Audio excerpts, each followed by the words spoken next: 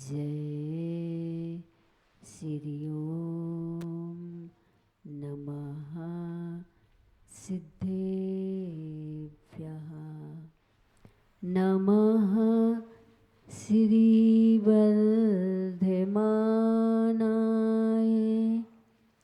निर्धूत कलिलात्मने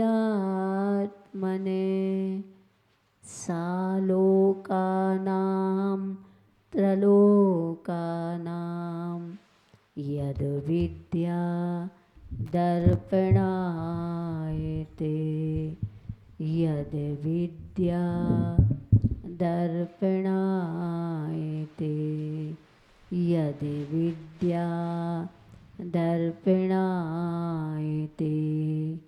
यही प्रार्थना ईससे छूटे भाव भाव जेल निज की सत्ता जब मिले ज्योति ज्योति का मेल ज्योति ज्योति का मेल।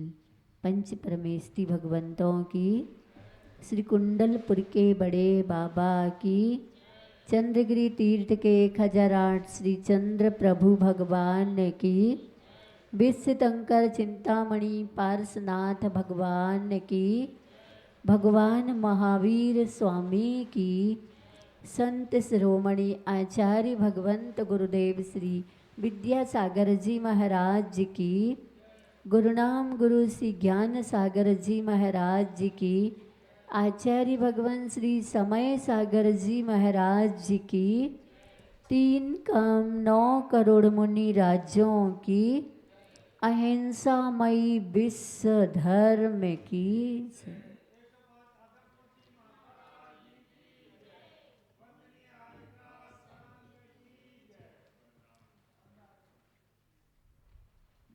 प्यारी प्यारी भव्यात्माओं,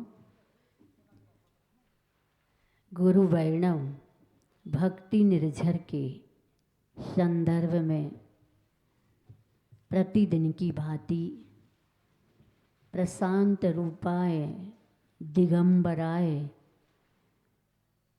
इस चरण को चरितार्थ करने वाले परम पूज आचार्य भगवंत हम सभी के भगवान तुल्य श्रद्धा के, आस्था के और समर्पण के अद्भुत दिव्य साधक रहे हैं। उन्होंने बहुत अद्भुत जीवन का दोहन करने वाले दोहा हम सबको रचे हैं। हम उसमें रचें और अपने जीवन को सत्यम शिवम सुंदरम स्वरूप पथ पर अग्रसर करें।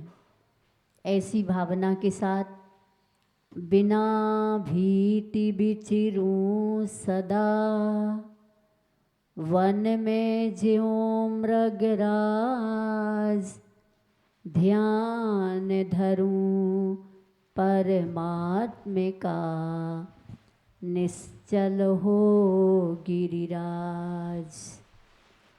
रवि सम पर उपकार में करूं समझ कर्तव्य रखूं न मन में मान मद सुंदर हो भवितव्य। सदा संग बिन पवन सम बिचिरूं मैं निस्संग मंत्र जपूं निज तंत्र का नष्ट शीघ्र हो अंग नष्ट शीघ्र हो अंग। द्रव्य हेय जड़मय तजूं ध्येय बना निज द्रव्य कीलित कर निज चित्त को, पाऊँ शिव सुख दिव्य, पाऊँ शिव सुख दिव्य। तामस बस प्रतिलोम हो, मुझ में चिर बस जाए। है यह हार्दिक भावना, मोह सभी नस जाए, मोह सभी नस जाए। ये दोहा और इसका दोहन सम्यक दृष्टि आत्म साधना में रत साधक करे तो अर्थ व्यर्थ नहीं होगा, परमार्थ में ढल जाएगा।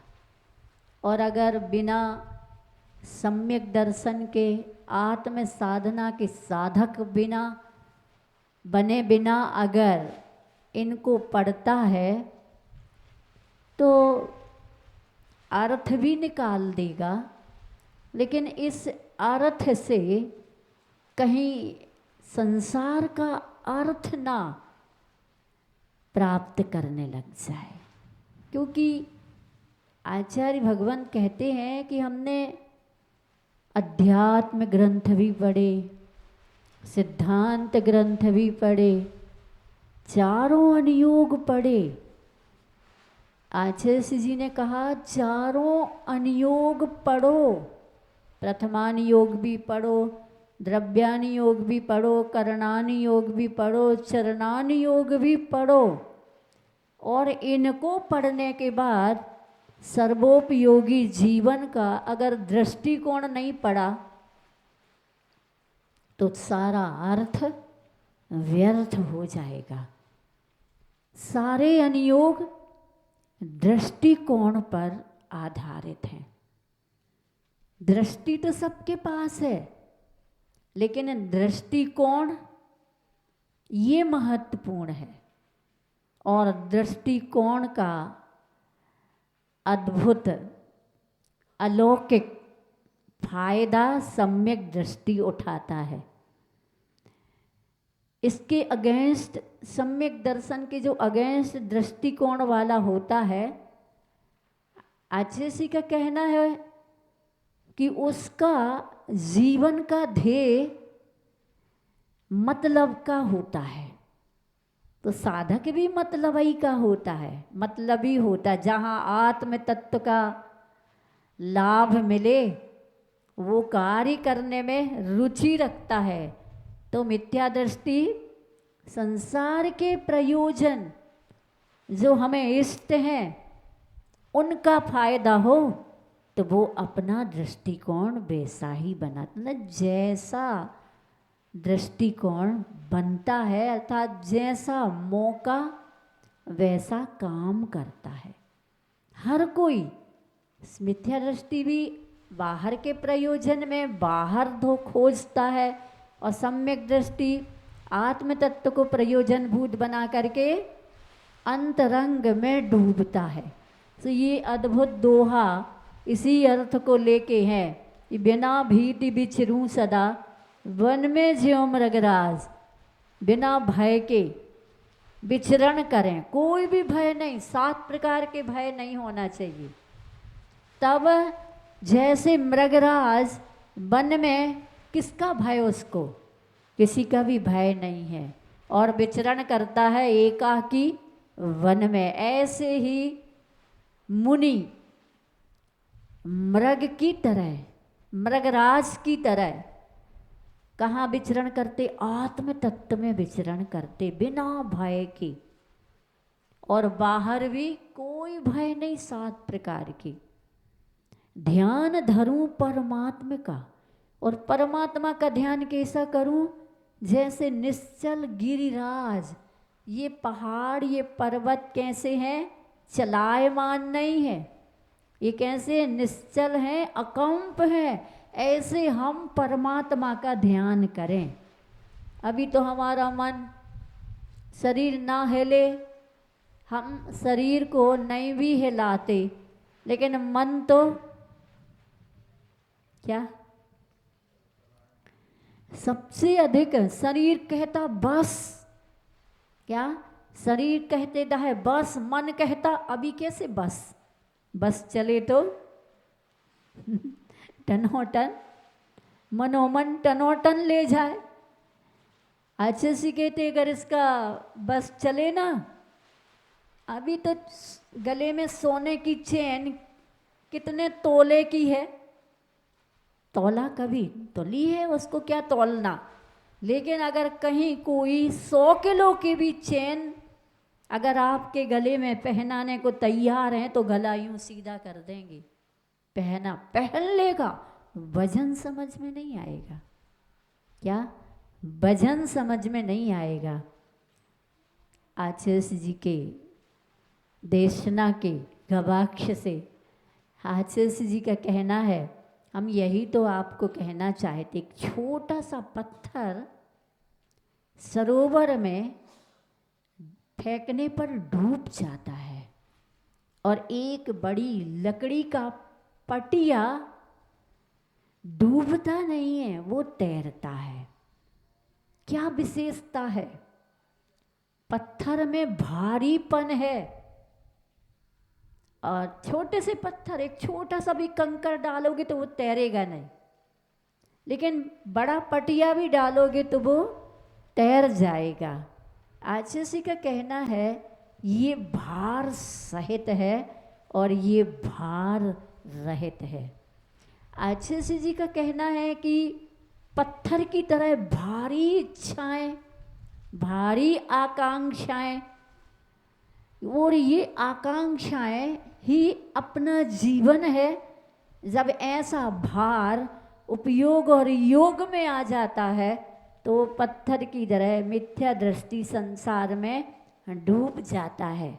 और सम्यक दृष्टि चक्रवर्ती, 6 खंड का अधिपति, तीर्थंकर, जिनके चरणों में स्वर्ग का वैभव राज्यावस्था में, और सब उनकी आज्ञा का पालन करते हैं। देवताओं का समूह भी उनके पास दास बनकर के खड़ा रहता है, फिर भी वो भार उनके अंदर नहीं है।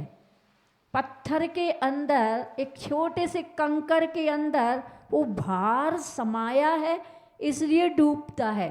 लेकिन लकड़ी के अंदर बड़ी लकड़ी होने पर भी वह उसके भीतर भार नहीं है, इसलिए वो तैरता। ऐसे ही 6 खंड का अधिपति, सम्यक दृष्टि, 63 सला का पुरुष, तीर्थंकर, ये देखने में वैभवपति दिखते हैं, लेकिन इनके भीतर वैभव नहीं है। क्या तुम दुनिया में हो, लेकिन आचार्य जी के लिए तुम दुनिया में थे, लेकिन दुनिया तुम्हारे भीतर नहीं थी, इसलिए तुम बहुत हल्के थे। हम सब दुनिया में भी हैं और दुनिया हमारे भीतर भी है, इसलिए हमें इतने भारी हैं, ये हम बहुत जल्दी डूब जाते और डूबते आए हैं। आचार्य जी का कहना, अब हम पूछना चाहते हैं, तुम कंकर की तरह समुद्र में डूबना चाहते हो कि लकड़ी की तरह आप पार होना चाहते हो? तो लकड़ी बनना चाहते हो कि कंकर? अच्छा, लकड़ी बने, कंकर काहे को बने? लेकिन ध्यान रखना, किसी ने ये भी कहा था कि जो नाव होती है ना, नाव काष्ठ की होती है ना, परंतु उसमें कंकर पत्थर, बड़े बड़े पत्थर भी पार हो जाते हैं। ऐसे ही हम भले पत्थर तो हैं, लेकिन अगर गुरु रूपी नौका चाहे तो हमें वो अपने शरण में लेकर के पार भी कर सकती है। तो ऐसे परम पूज्य आचार्य भगवंत के वचन अद्भुत हैं, और आचार्य परंपरा से आए आचार्य समंत्र भद्र जी, जो सब ओर से भद्र है, बाहर से भी भीतर से भी।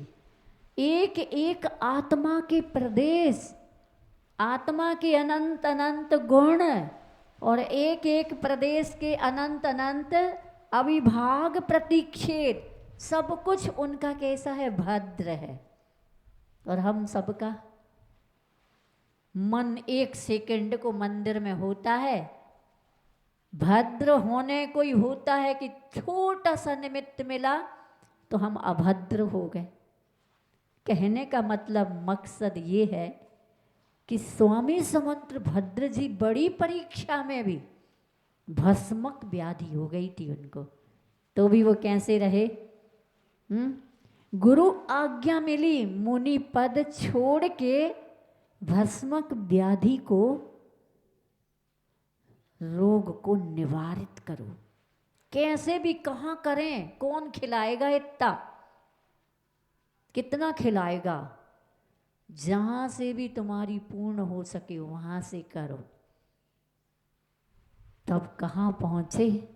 शंकर जी के मंदिर में बहुत चढ़ावा आता था, सब प्रकार का नैवेद्य यानी भोग लगता था, वो खाने लग गए। कैसा कह करके? क्योंकि गुरु आज्ञा थी, गुरु आज्ञा में सब क्षम्य होता है।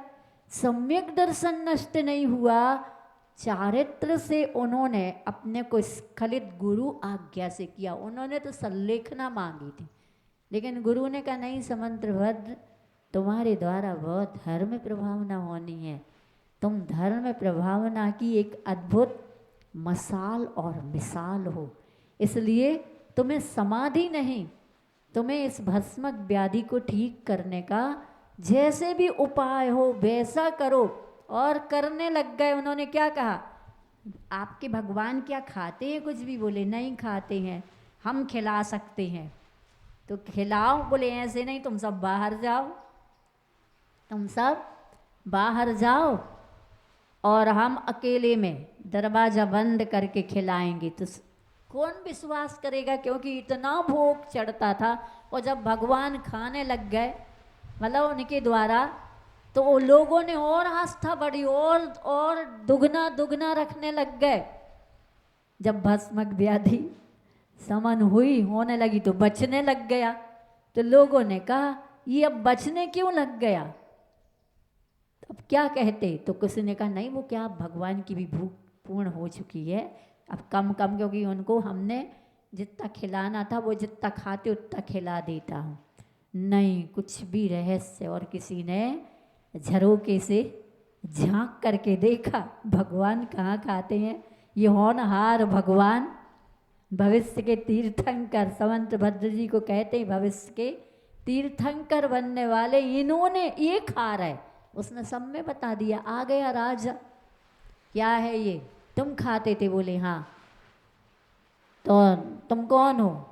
बोले मैं इस प्रकार से जैन हूँ। तब तुम इसको नमस्कार करते हो? बोले ये नमस्कार मेरा झेल भी नहीं पाएगी। उन्होंने कहा नहीं, मैं इसको संकल से बंधवा दूंगा, कैसे नहीं झेलेगी। ने कहा ठीक है। और समंत स्वयंभू स्तोत्र की रचना की। 8वें चंदप प्रभु भगवान, ये जिनायतन यहाँ चंद्रगिरी चंदप प्रभु मूल नायक भगवान का जिनालय है। 8वें जैसे ही चंदप प्रभु भगवान की स्तुति शुरू की और बंदे भी बंदम, जैसे ही बंदन किया कि पिंडी फट गई और उसमें से चंदप प्रभु भगवान प्रकट हो गए। कैसे प्रकट हो गए? कैसी भावना, पवित्रता, भद्रता उसमें थी नहीं पहले, लेकिन भक्ति नमन करवा रही है। कौन? जैसे ही नमन को होता है, कैसे करे नमन, तो वह सामने भगवान प्रकट हो गए। अतिशयकारी चंद प्रभु भगवान प्रकट हो गए। अद्भुत परिणमन।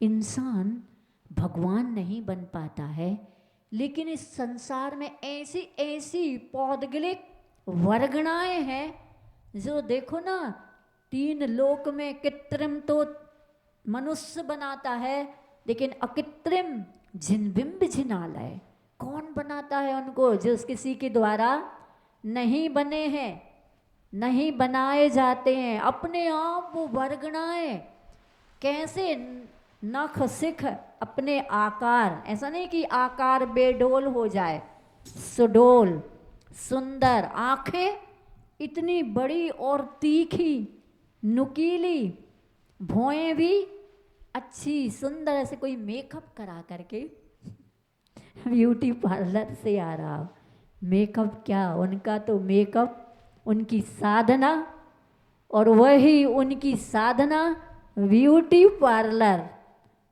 जो अद्भुत ऐसे कैसे निर्माण होता है, आश्चर्य कि नहीं। इंसान कोई बार बार कहो लाइन में बैठो, लाइन से बैठो, अनुशासन में बैठो, अनुशासन में नहीं बैठ पाता है। देखा अनार, अनार को देखा कैसे एक एक दाना, झिल्ली ऊपर से, फिर दाने, फिर झिल्ली, कौन भरता है ये अद्भुत रंग है, कौन भरती है इतनी अच्छी अनुशासन की व्यवस्था।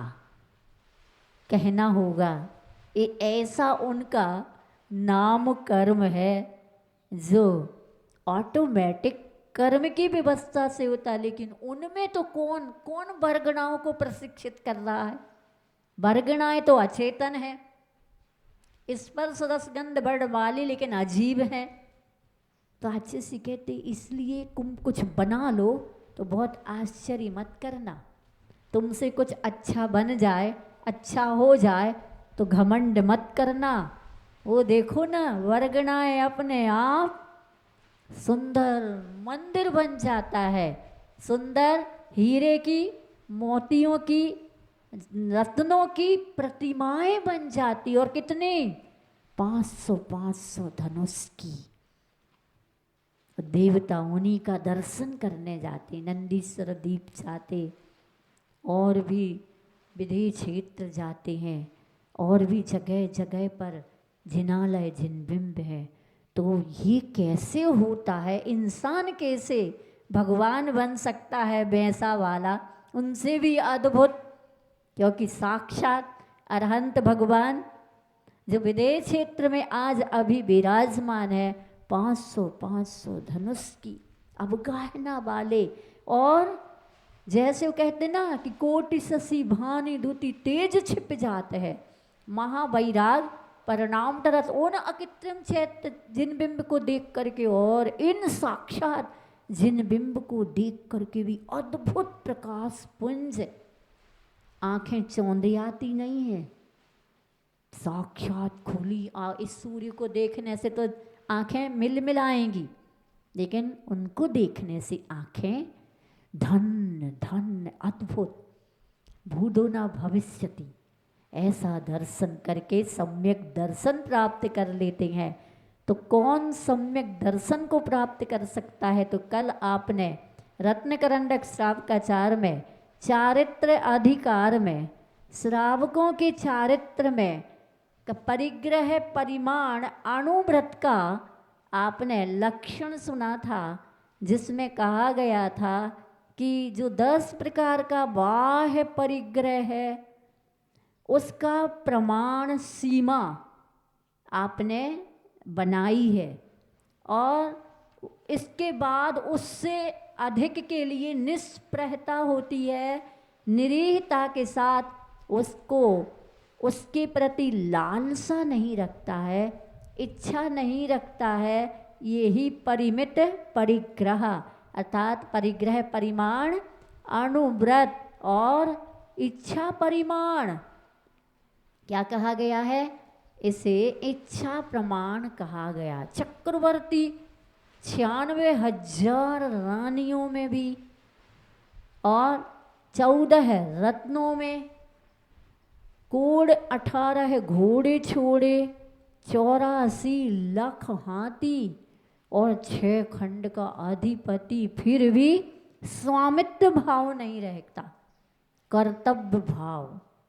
कर्तव्य भाव कैसा रहता है? अजय का कहना है भरत चक्रवर्ती 96,000 रानियों के साथ, और उनकी रानियां सफ़ेद साटिका यानी सफ़ेद साड़ी वस्त्रों में 3 बार स्वाध्याय में सबको बिठाता था चक्रवर्ती, अपने पूरे परिकर को, परिवार को, और वह स्वाध्याय सुनाता था।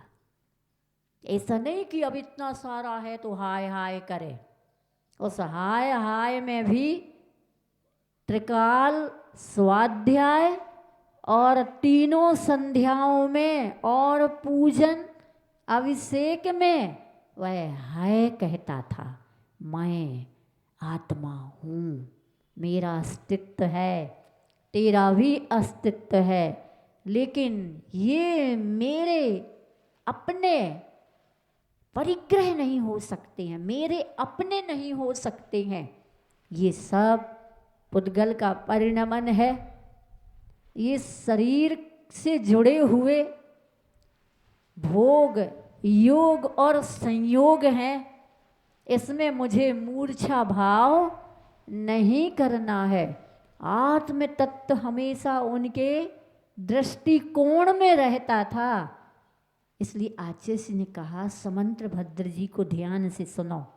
समंत्र भद्र जी ने परिमित परिग्रह के साथ साथ इच्छा परिमाण नाम अपि, ने वस्तु का प्रमाण नहीं, इच्छाओं के प्रमाण को करने को कहा। इच्छा निरोधा तपाह, कितनी खाने की इच्छा है तो दासारी, कितने अनाज खाने की इच्छा है, बहुत से अनाज होते हैं तो इतने अनाज, कितना पैसा रखने का, कितनी खेत इत्यादि को रखने का भाव है, इत्यादि इत्यादि इच्छा का निरोध। क्योंकि जमीन तो रहेगी ज्यों की त्यों, लेकिन उस जमीन में अपना कितना अस्तित्व है, नहीं है तो भविष्य के लिए सोचेगा, आवश्यकता पड़ सकती ऋषि बनने के लिए, कृषि करो ऋषि बनो, तो इसके लिए आवश्यक है, अच्छा धंधा है ये, व्यापार ग्रस्त हूँ तो उत्तम खेती, मध्यम व्यापार और जघन्य नौकरी। तो उत्तम व्यापार था ये क्षत्रियों का। और जैन अलग से जैन नहीं होते थे, क्षत्रिय जैन होते थे। जैन धर्म का वैश्य जैन होते थे, व्यापार करने वाले।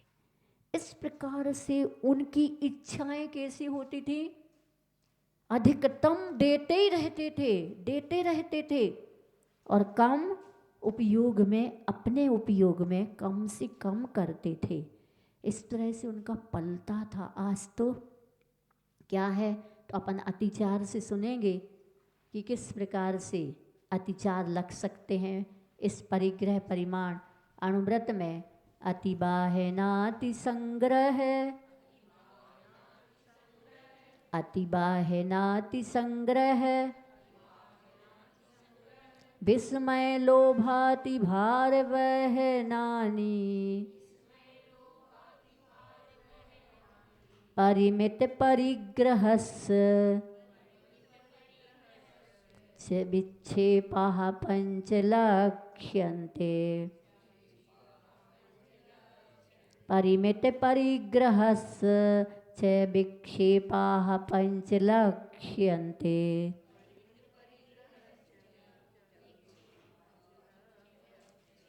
हाँ,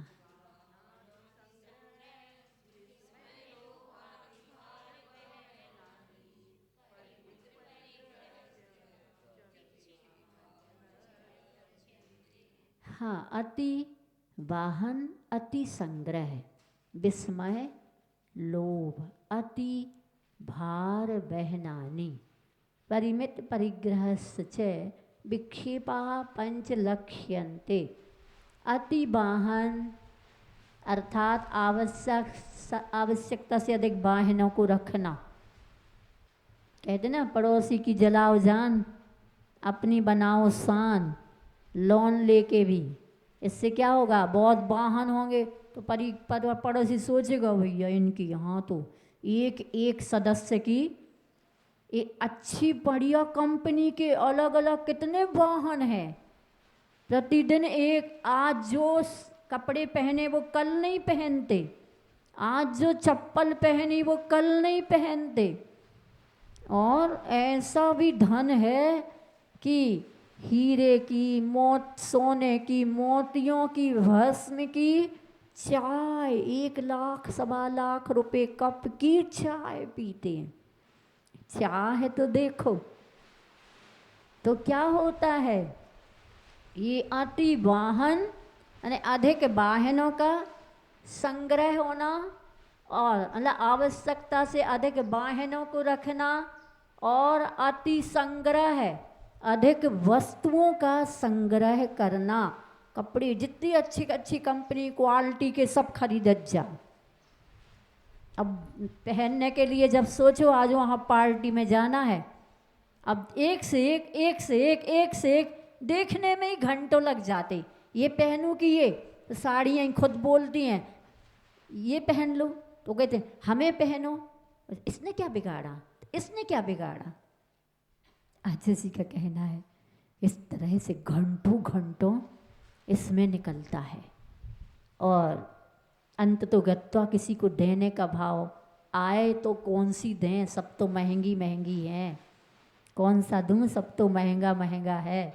इस प्रकार से तो वस्तुओं का संग्रह, वाहनों को अधिक रखना, अधिक वस्तुओं का संग्रह करना और अति विस्मय, दूसरों के लाभादि को देख करके कितना लाभ हो रहा है उसको देख करके अधिक आश्चर्य करना और अति लोभ है, और फिर उनको ये कहीं नष्ट ना हो जाए बचा करके रखना, बैंक बैलेंस बढ़ाते चले ना, देश में नहीं संतुष्टि तो विदेश में लॉकर में रख देना, बैंक बैलेंस बना लेना।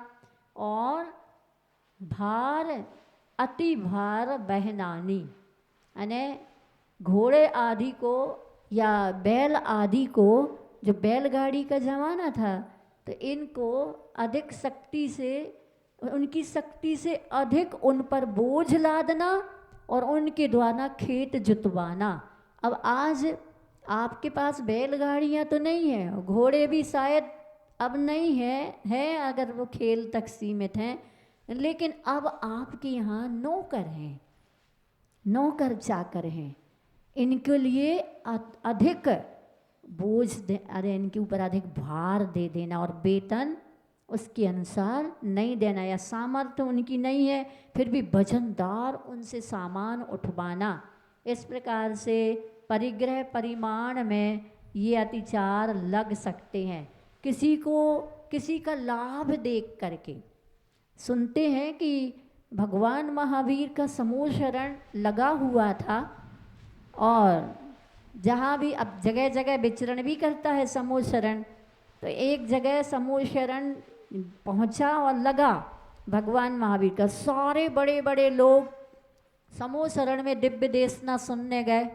दिव्य देशना सुनने के बाद सबको लगा, किसी ने दीक्षा ले ली, किसी ने प्रतिमाएँ ले ली, लेकिन एक आनंद नाम का बहुत धनवान धनाढ़ सेठ कुछ भी नहीं ले रहा है, कोई भी व्रत ग्रहण नहीं कर रहा है।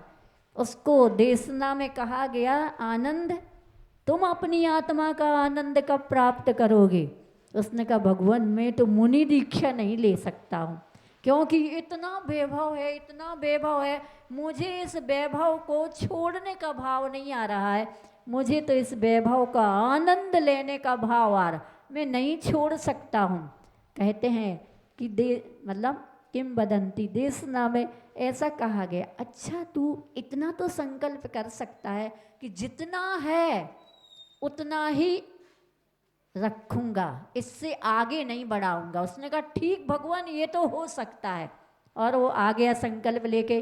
6 ही महीने बाद हजारों तो गैयें थीं, हजारों भैंसियाँ थी, हजारों एकड़ों खेतों में फसल थी, बाग बगीचे थे, लाखों मकान सब जगह थे। अब क्या होगा, अब भैंसें लगी, दूध निकला, अब भैंसों ने भी बच्चों को पड़ा को जन्म दिया, गैयों ने बछड़ों को जन्म दिया, खेतों में फसलें आई और डबल डबल फसलें आ रही हैं। अब जिनको दे देते ना उधार उधार क्या, हाँ, अब वो भी ब्याज आ रहा है, अब कैसे करें। आकुलता नहीं हुई, उसने कहा गरीबों को बांट दिया जाए। कहते हैं इतने गांव, इतने नगर, इतने शहर पलने लग गए बिना फ्री में। आनंद सेठ की उसकी प्रशंसा समूह शरण में होने लगी और उसका ज्यों कहते हो, लेकिन इससे अधिक गरीबों को बांटो, इससे अधिक उधर भेज दो, सरकार के पास भेज दो। इस प्रकार से आनंद सेठ ने अपने धन का वो पुण्य कमाया कि निश्चित है अगले भाव में तो वो मोक्ष की टिकट को ही प्राप्त करेगा। अपने पास तो है नहीं, हम क्या कहें माता जी, है नहीं, इसलिए तो हम पत्थर की तरह डूब जाएंगे। है नहीं, इच्छा तो है। तो अपना धर्म, समंतबद्ध जी कहते हैं नहीं है तो कोई चिंता मत कर, तो इच्छाओं को सीमित कर ले, और जिनके पास हैं वो भी इच्छाओं को सीमित कर लो। बाकी इसका प्रयोजन क्या है, तो जिसके लिए ये प्रयोजन भूत बन सकती, उपयोगी बन सकती, उसको दे दो ना। यही तो करना है। अगर इतना आत्म भाव भासना के साथ कर लेना तो परिग्रह परिमाण अणुव्रत अपरिग्रह महाव्रत का एक ना एक दिन निमित्त बन जाएगा। इसलिए परिग्रह परिमाण अणुव्रत के अतिचार हमें देखते रहना चाहिए और हमें बहुत अच्छे से व्यवहार करते हुए आसक्ति और आकांक्षा को रोकना चाहिए। जो 10 धर्मों में अपन सब ऐसे ही तो धर्म सुन चुके हैं, लेकिन अब सुनने के उपरांत अब हमें गुनना है, और जब है ही नहीं तो हम अपने भीतर से बिना दूसरी प्रतिमा लिए भी हम कम से कम अभ्यास के रूप में इच्छाओं का तो हम निरोध करेंगे। क्या मतलब है, कोई रोटी से पेट भरता है और कोई पूड़ी कचौड़ी या अच्छी मिठाइयों से पेट भरता है, अंत में शमशान में जा कर के राख तो सभी की एक सी ही है ना। फिर घमंड किस चीज़ का, फिर दीनता हीनता किस चीज़ की। माटी उतरे घाटी उतरे माटी होना है तो क्या इच्छाएं करना है, इनसे कभी तृप्ति मिली नहीं है। इस प्रकार से चिंतन करता है कौन, अणुव्रती। महाव्रती तो करता ही है, लेकिन अणुव्रती भी चिंता करता है। इस प्रकार से 5 अणुव्रतों का वर्णन पूर्ण हुआ। बोले आचार्य भगवंत गुरुदेव श्री विद्यासागर जी महाराज जी की, गुरुनाम गुरु श्री ज्ञान सागर जी महाराज जी की, आचार्य भगवान श्री समय सागर जी महाराज जी की, 3 काम 9 करोड़ मणि राज्यों की जा।